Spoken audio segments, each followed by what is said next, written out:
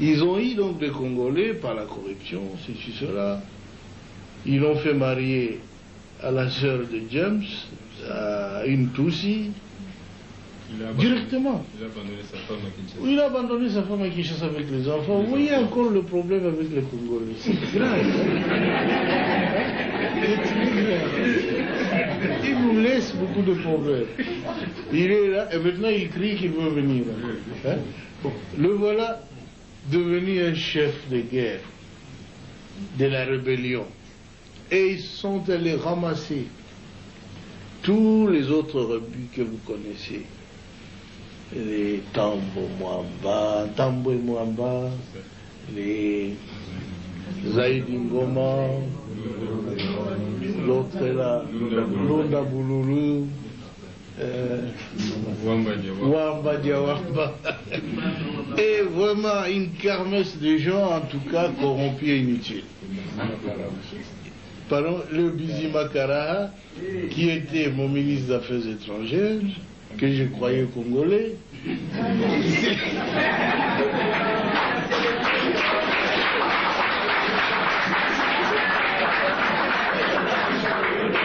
Et à ma très grande surprise, quand j'avais demandé à cette armée de se retirer, et avait déjà fermé des valises, ils disent, leur armée se retire, ils se sentent en insécurité. Je dis, mais non, votre armée reste. C'est l'armée rwandaise qui se retire. C'est pas la vôtre. Mais ils ont disparu. Et j'ai compris qu'ils n'étaient pas congolais alors. Parce que l'armée qui s'est retirée était rwandaise. Ah oui. Un ministre congolais, un ministre d'État a disparu. Un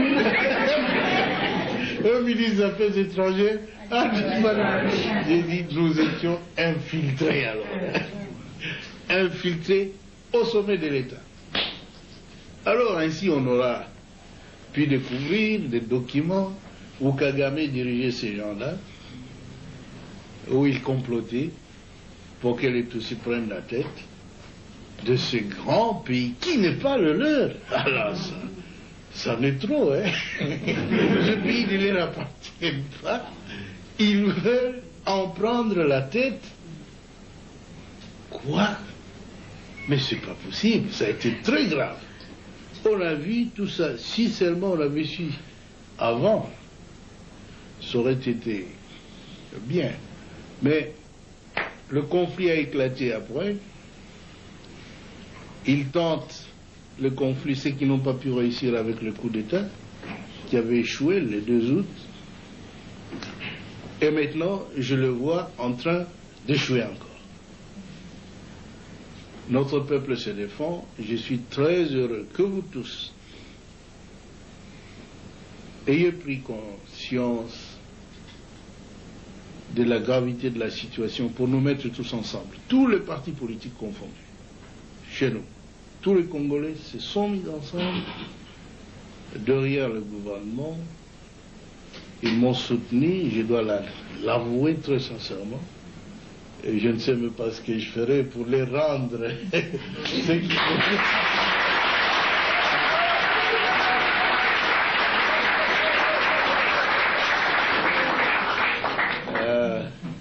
Mais ce que je dois vous assurer, c'est que je suis un soldat du peuple et je ferai mon devoir jusqu'à mon dernier jour. Je veux que mon pays soit totalement libre et en tout cas un pays moderne qui se développe, où sur le plan social, nos villages doivent être transformés.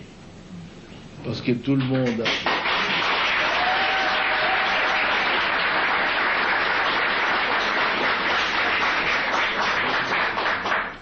Beaucoup de nos élites, beaucoup d'intellectuels, beaucoup de citadins, de gens de ville qui sont habitués à la vie, ont peur de rentrer dans nos villages. C'est parce qu'il n'y a pas de vie là-bas. Nous étions donc engagés dans un programme de reconstruction qui a commencé à porter fruit. Et tout cela sans assistance extérieure. Parce que les habitudes politiques en Afrique, c'est qu'on doit attendre de l'aide de la France, des États-Unis, de l'Union européenne, de la, de la Banque mondiale, de ceci, cela. Mais nous avons dit, depuis quand nous luttions, longtemps, nous disions que notre lutte, c'est la lutte de l'intelligence contre la force brute. La force brute,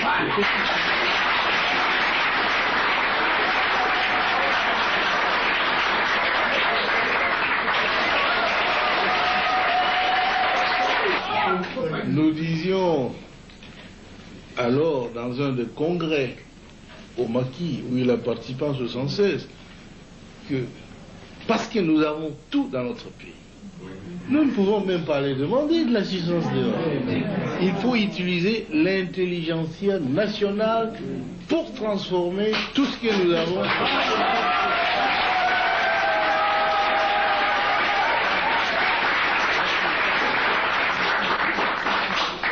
Ainsi donc, lorsque nous sommes arrivés au pouvoir, fort de cette conviction-là, et jusqu'aujourd'hui, nous essayons de transformer nos richesses, notre monde, l'environnement économique, social, culturel, avec l'argent de notre pays. On n'a jamais reçu un seul sou d'ailleurs.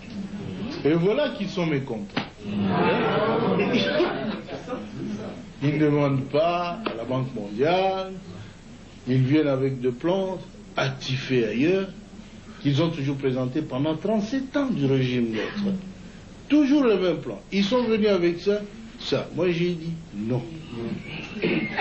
Notre plan à nous, c'est nous qui souffrons. Nous connaissons de quoi nous souffrons. Alors nous allons faire un plan pour résoudre notre problème. Ils disent, où est-ce que vous aurez de l'argent? Si on peut toujours l'avoir ici. Le Congo est riche. Et nous avons fait cela. Nous avons notre plan. Il est bien. C'est un plan qui doit développer notre pays. On les a demandé. Messieurs, nous voulons aussi des autoroutes. Tous ces ambassadeurs qui étaient là, parce qu'ils étaient tellement habitués à appeler des ministres, etc., moi j'ai dit, attention, mes ministres ne sont pas des garçons de course.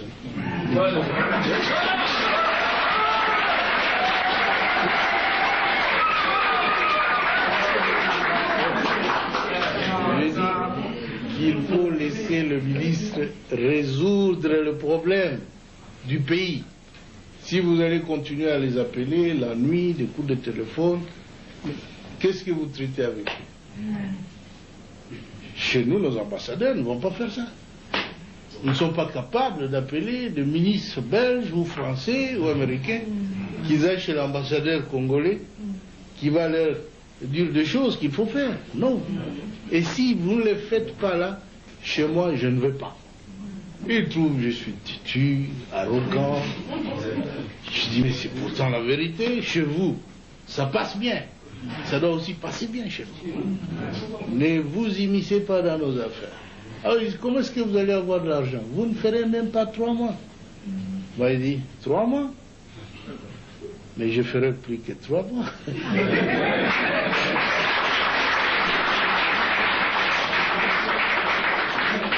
Ainsi, vous le connaissez, nous avons préparé un bon plan de reconstruction du pays. Ils nous ont dit qu'il faut aller le défendre à Bruxelles. C'est vrai, oui, on a envoyé une délégation à une conférence qu'ils ont appelée la conférence des amis du Congo.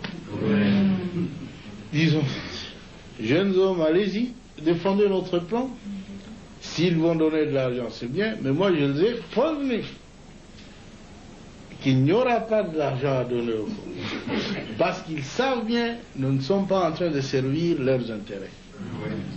Si nous étions en train de servir leurs intérêts, ils donneraient quelques primes d'argent pour nous corrompre, pas pour développer le Congo.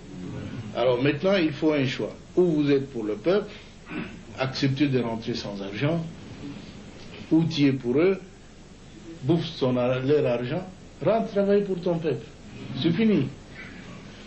Ils ont apprécié le plan et ils ont commencé à faire des éloges. Oh là là, c'est le premier plan cohérent qu'aient présenté ces pays-là. Toutes ces années, le Mobutu ne faisait pas de plan. Mais il le faisait bien. Ils ont dit ça, c'est un plan cohérent, ceci, cela. Mais il faut travailler avec la Banque mondiale, il faut travailler avec ceci. Ils sont revenus. On va ouvrir un trust fund, un compte commun, c'est-à-dire un panier où ils vont jeter de l'argent. Jusqu'aujourd'hui, hier, le ministre du Plan ici me disait, Président, il n'y a que 13 millions. Quoi? 13 millions, et encore que nous n'avons pas le droit de toucher à ces 13 millions. Parce que pour toucher les autres, et nous-mêmes, nous sommes nulle part. Et ils veulent dire dans quel secteur cet argent doit être utilisé. Moi, je les ai dit, alors là, ils peuvent oublier. S'ils veulent nous contrôler de cette façon-là, on n'a pas besoin de cet argent.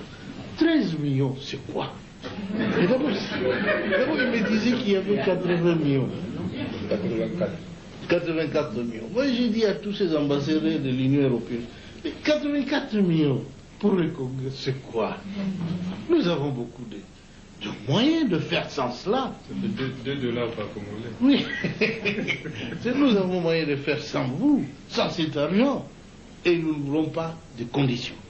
En tout cas, je vous ai dit, avec votre argent, nous on continue.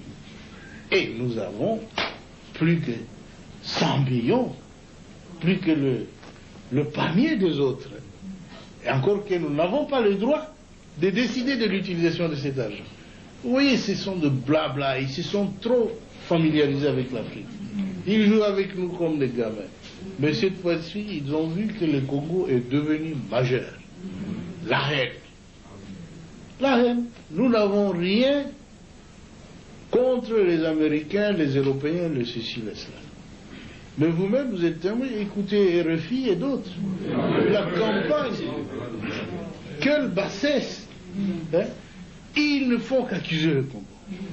Tout ne va pas, ceci, cela, mais tout va très bien. Sinon, le peuple ne se serait pas ligué autour du gouvernement. C'est maintenant que le peuple a compris que la politique, c'est la sienne. Nous ne sommes que des exécutants fidèles. C'est tout. C'est pourquoi tout le monde au Congo tend à se mettre ensemble avec la direction du pays pour que nous puissions arriver à nos objectifs. Cette fois-ci, parce que la guerre est venue s'intercaler sur notre marche avant, nous avons une priorité d'écraser les envahisseurs. Et je vous avoue qu'ils seront écrasés. Ils ne sont pas.